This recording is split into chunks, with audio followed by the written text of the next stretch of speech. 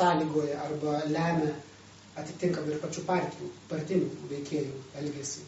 Buvo paminėti pavyzdžiai dėl vadinamojo lakstymo tarp partijų arba turizmo arba bėgiojimo tarp partijų. Irgi iš esmės yra partijų kultūros klausimas. Pasaulyje iš tikrųjų teisiškai vienur kitur tik tai yra bandoma tai reguliuoti, kadangi yra mandato problema. Galim konkretų pavyzdį pateikti Vengrijos atvejais.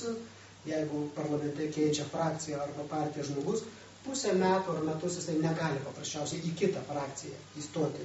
Jam duodamas tarsi laikotarpis apmastyti gyvenimo prasme, susivokti, kas jis toks, ko jam nori, kaip jo ir kiek nori kiti, ir tada gali jau pradėti savo judėjimą.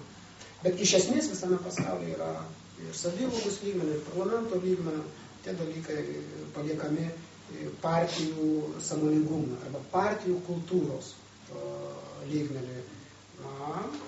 Kiek mes tai stebėsime, kiek tai toleruosime, aišku, čia nuo mūsų pačių priklauso, nuo rinkėjų balso, nuo partijų lyderių supratimo masto šitos problemos.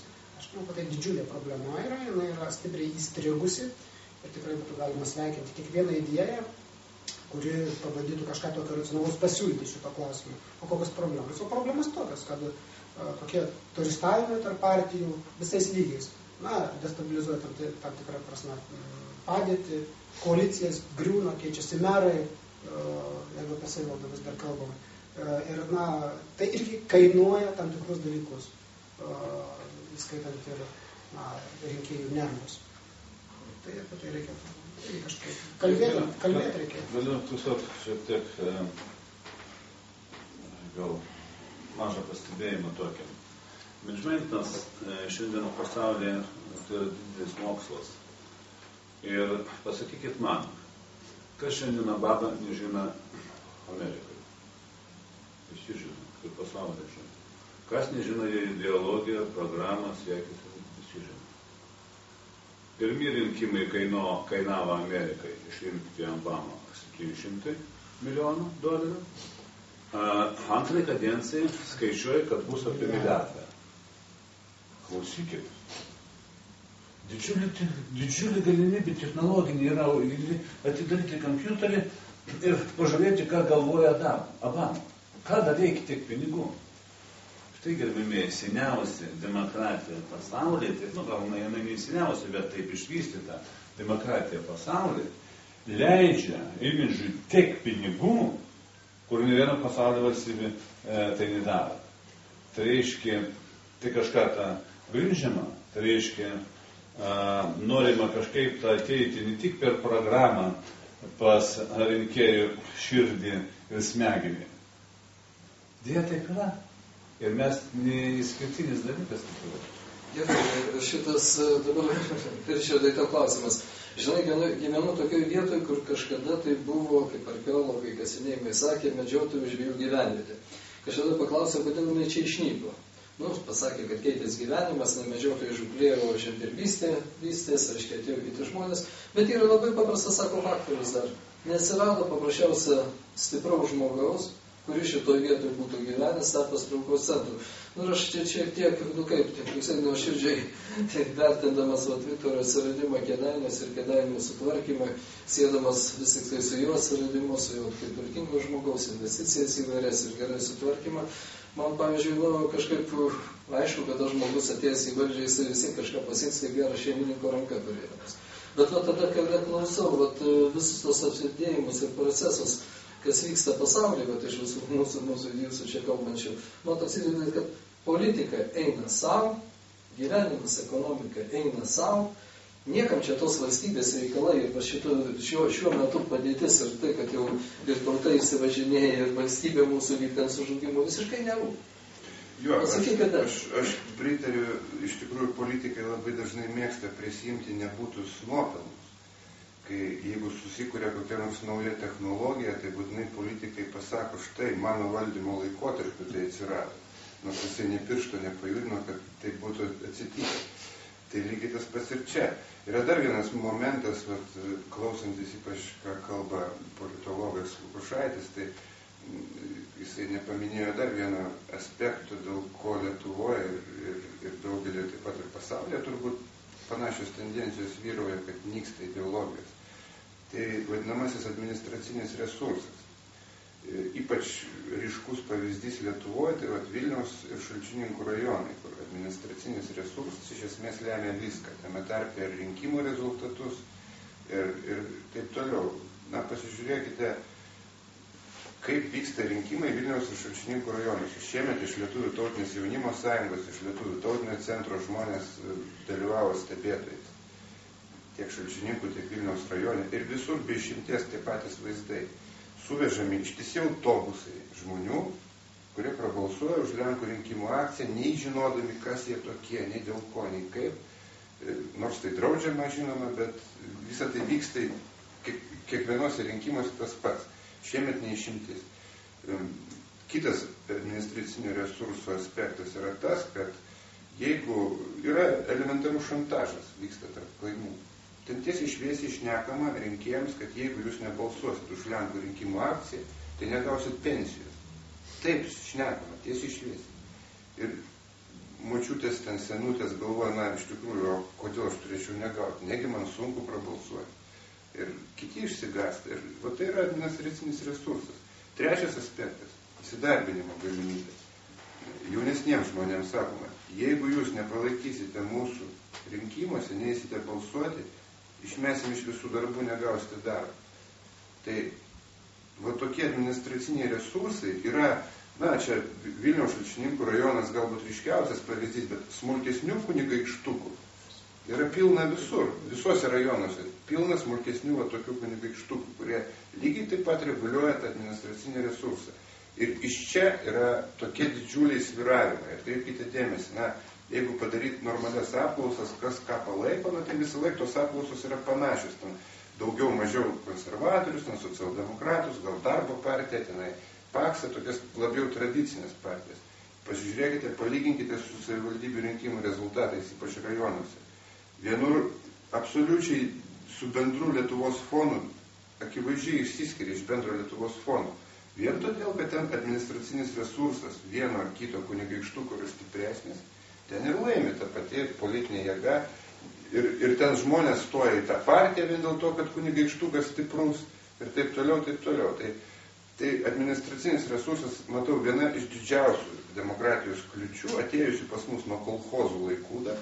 Kai buvo kolūkio pirmininkas geras, tai tą kolūkio pirmininką ten jisai leisdavo vogti, tai reiškia jisai geras. Tai vat, jį palaikė. Tai panašiai yra dabar rajonuose. Miestuose, aišku, padėtis yra kita, bet rajonai iš tikrųjų pakankamai stipriai balsuoja ir labai daug lemia rinkimų rezultatus. Būtent naudodamės iš to resursų. Supratau. Tai dabar iš viso to, ką išgirdau, Alvydai, tavo klausimas, aš galbūt ir visiems. Ar galiu aš pasakyti, kad Lietuvoje aplamai neegzistuoja partijos ir ideologijos, nes Vagnoriaus laikais, kuris tada buvo konservatorių premjeras, aš mačiau, kad ten labai stipriai išreikšta socialistinė politika, tada, kada Brazauskas perėmė valdžią, aš mačiau labai aiškiai stambiau su kapitalo politika. Ir čia kalbėti apie kairę ir dešinę, aš apamai, čia velnias koją nusilaužtų. Ne, bet galbūt vienų deklaravimas, kad jeigu tu esi ten prieš Maskvą, prieš Rusiją, tai tu esi dešinysis, Tėvynės sąjunga, jeigu tu palaikai vakarą, palaikai tą pusę, tai esi kairysis. Paskutinis pats klausimas visiems. Ideologija neegzistuoja, aš teisingai supratau šitą. Egzistuoja kėdžių koalicijos, reikalingi postai, galų galia partijos ir susikuria tam, kad vykdant savo programą, lyg tai ateitų į valdžią ir vykdytų savo programinės nuostatas, bet čia Tai jeigu galima, aš trumpai, aš taip nesakyčiau, irgi grįžčiau mintį tam tikrais tyrinėjimais, rodo tyrinėjimai, kas žmonės veikia. Aišku, santykis su praeitim, su Rusija šiandieną, tas veikia. Tyrimai rodo, veikia tam tikri socioekonominiai skirtumai. Jeigu ieškoti tam tikrų ideologinių skirtybių, kabliukų, apie tai irgi galim kalbėti. Veikia mažiau, bet irgi veiks stipriau, aš esu įsitikinęs ir tam tikras skirtis dėl tautiškumo, nacionalumo ir globalumo arba kosmopolitiškumo. Kaip sako, yra laikas sėti, yra laikas pjauti. Tai žiūrėkime, kas vyksta Europoje. Dėl tam tikrų nacionalinių vertybių aktualizavimo, dėl tam tikro dešinės politinės radikalumo. Ir šiandien paskutiniai rezultatai Suomija, atkreipė dėmesį, tikrieji Suomijai. Irgi, sakau, ateina laikas saviems procesams. Jų negalima kažkaip tokius dalykus paspartinti ar dirbtinai sukurti aplenkiant laiką. Bet tas irgi, tas snuduriojantis rinkėjas, kuriam tai svarbu, tik tai laukia progos ir priežasties, kada jis turėtų prabusti. Ir tai, sakau, metų, dešimtmečio, ar kiek čia klausimas, bet tas irgi bus labai svarbu. Na, aišku, mes remiamės tyrimais, aišku, tyrimai netaip gražiai optimistiškai nuteikia, kai mes bandom kalbėti apie savivaldos reikalus. Na, savivaldos lygmenį yra daugybė problemų, kalbant apie politiką. Pačia tikriausia prasme, kadangi, na, visi tai žino, politikai žino, bet tarsi užsimerkia į tai žiūri, visi žino, kiek savivaldybės atlieka funkcijų. Visi žino, kiek svarbių ir daugybė interesų paliečiančių administracinių sprendimų, politinių sprendimų yra priimama. Galim kalbėti apie bet kokius žemėtvarkos, leidimų statyboms, sveikatos reikalus, daugybė interesų grupių, suinteresuotų veikėjų būtent šiandieną veikia, na, sakykime, neišviešintam arba latentiškai užsislėpusiam politikos lygmenį, būtent savivaldoje. Na, mes įsivaizduojam, kad tenai yra paprasti dalykai, paprastos problemos ir viskas tikrai yra, na, aukščiausiam lygiui. Galim kalbėti apie parlamentą, apie vyriausybę ir prezidentą. Nieko panašaus. Labai didelės šaknys korupcijos, pagundos, neteisėtiems veiklos būdams, būtent glūdi savivaldoje. Tai irgi rodo ir korupcijos žemėlapį, ir atlikti STT tyrimai, ir, na, kai kur kažkas yra per ilgai užsisėdėjęs, esu tikrai įsitikinęs, kad jeigu nebūtų tokių ilgalaikių, ilgamečių užsisėdėjimų, tikrai būtų mažiau buvo problemų dėl tų pačių viešųjų pirkimų, dėl tų pačių nuosavų firmų, kompanijų, statybų reikalų ir atitinkamų sąlygų kažką tokio viešojų būdų nuperkant kokią nors teisę, ką nors statyti, konstruoti arba griauti. Na ir aišku, visos tos bėdos mikrolygmens, kai pažintys, postai, įsidarbinimai, darbų reikalai, tas tiesiog, na, sakyčiau, klesti savivaldoje, tai yra didelė bėda ir aišku, tai atitinkamai veikia tai, apie ką mes bandom kalbėti, apie tam tikras ideologijas, vertybės, nėra apie ką čia daugiau aiškinti, galbūt tai baigdamas pabrėžčiau, vėlgi, na, sistema idėjų, sistema siūlomų kažkokių problemų sprendimo būdų, pagaliau ir atitinkamai sukonstruotas konkretaus kokio nors politikos veikėjų, kad ir toj pačios savivaldybės taryboje, tik tai duoda atpažinimo ženklus rinkėjui. O dangstytis ūkiniais reikalais, tenai kokiais nors komunaliniais reikalais ar energetiniais statybų, bet tam tikro sutvarkymo, sudėjimo, susisteminimo, na, reikės paprasčiausiai nesusigaudo. Tai va, būtent mes dėl to turim kalbėti apie ideologijų prasmę, reikšmę, nenuvertinti jų ir tuo pačiu savivaldybės lygmeniu. Jeigu mes norim, na, tai nuvertinti, numoti rankai, tai gerai, tada nekalbėkime apskritai apie valdymą savivaldos lygmeniu. Nekalbėkime, kitaip tariant, apie politiką.